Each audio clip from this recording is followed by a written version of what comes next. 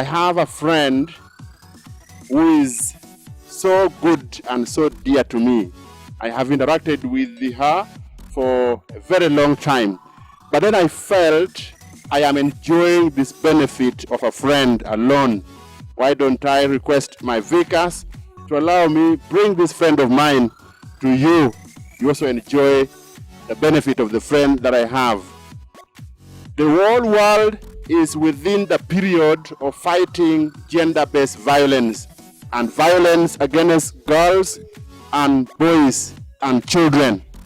So with us, I have Princess Tyra Abok, 10 years of age, but who has already won so many awards because of what she does. She has traveled to so many countries which I have not gone to myself, and she's doing quite a lot of work. She has come with her friends and her parents as well, who are the other side. But also, I need to note that she has also brought for us some sodas that we are going to drink as well. Can we clap for this? Praise Jesus, everyone. My name is Queen Tyra Abok. I'm the reigning Minilita Miss Africa. I'm 10 years of age. I'm an actress, a high fashion and commercial model, a motivational and inspirational speaker, a TV host running Tyra's Table Talk Show on YouTube, and I'm an advocate for children's rights and fight against child abuse Uganda. Once again, I'm so humbled to stand before you all, and I'm not here alone. I'm here with my two friends and fellow models, Charlene and Masha. Could you please say hello to them? Hello everyone, my name is Charlene Obo. I'm a supermodel at the International School of Modeling. Thanks. My name is Masha Camila Obo, and I am a model at the International School of Modeling. Thank you. Could somebody tell me the forms of child abuse and what they understand when they tell them about child abuse? Child abuse is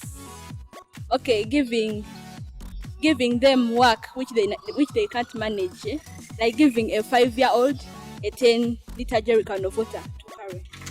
Thank you so much, Sharon. And Sharon has just talked about child labor, which we shall talk about later. So can we please have that one snack here for Sharon? And as it comes, I will continue on. So child abuse or maltreatment of a child or violence against children constitutes of all physical, emotional ill treatment, sexual abuse, neglect or negligent ill treatment or exploitation that can result in actual potential harm to a child's health, and this is implemented by an adult to a child.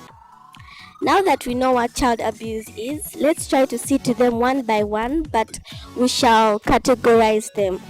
So first I'm going to talk about sexual abuse. This includes rape, defilement, and early forced girl marriages.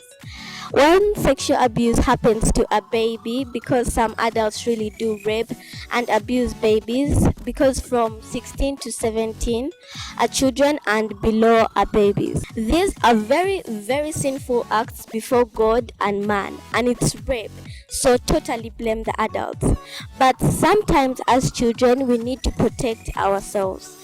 Being that we know the bad languages and signs and bad touches, we should avoid bad friends who tell us to do wrong things and report any unusual acts to our parents.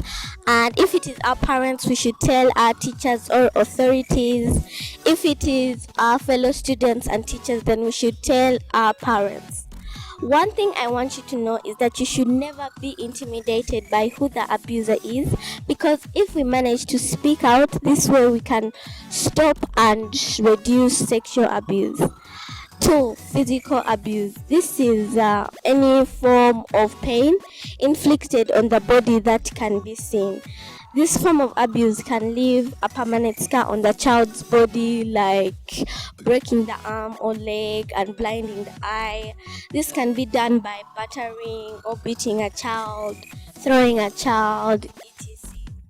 How we can stop this abuse is by reporting the abuser no matter who it is.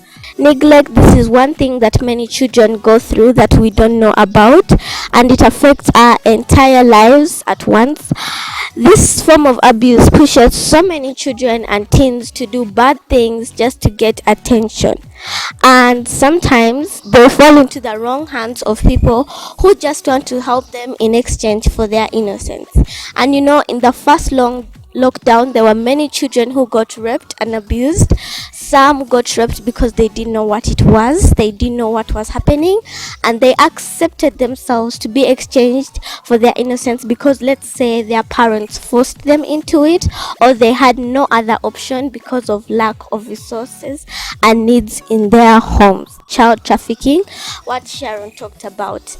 This is one abuse that happens due to lack of resources in our homes, and sometimes you are forced to look for jobs due to some conditions, and this occurs strictly in our homes because let's say we don't have food, we don't have money, so you guys are forced to go and work.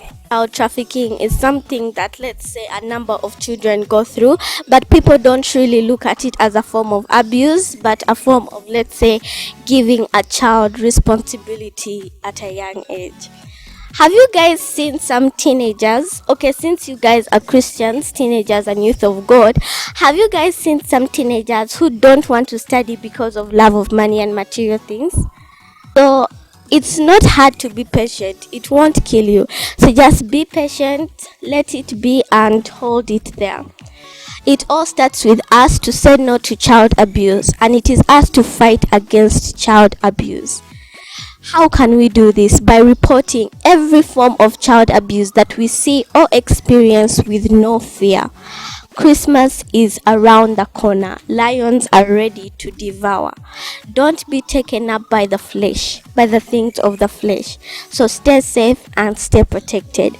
Merry Christmas and God bless you all. I want to ask you, how did you do it? Because I know most of the people here also want to be like you. How did you do it to become that confident? How I did it is because basically I love children. It all starts from the passion you have within you. Let's say you have a talent of drawing, you have a talent of art and crafts. Any form of talent you have, as long as it's groomed properly, it can really make a big change in life. So my passion was to help children. So once my mom and dad saw it, they decided to support me in it and help me. How I became this confident is because I got used to speaking out. Of course, at first I was very scared because I didn't know what to do.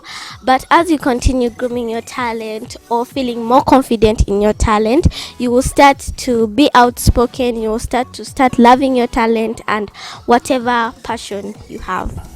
I myself want to become a fashion designer, but my parents keep on telling me, do sciences.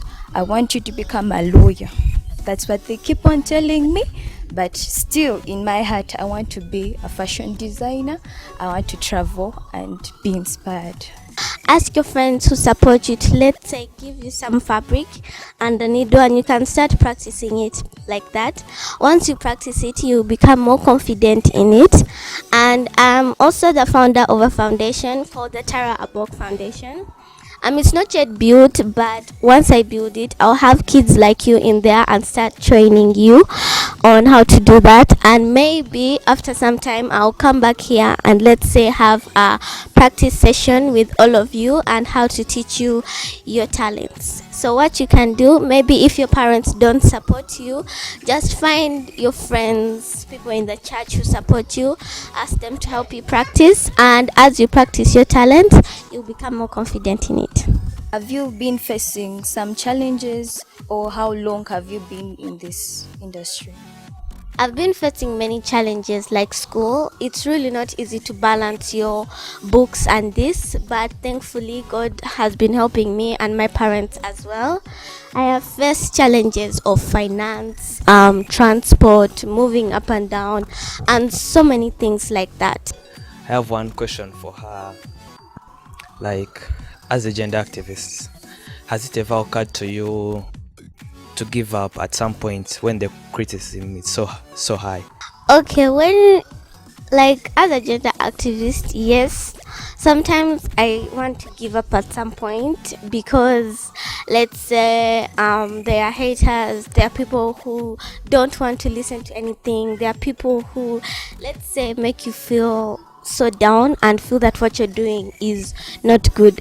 But there are also people who understand what you're doing, who love what you're doing, and who want you to keep on doing what you're doing. So because of those people who are my fans, my parents, my friends, and you guys, I continue doing what I'm doing just to show you guys that I will not give up until I accomplish my goal.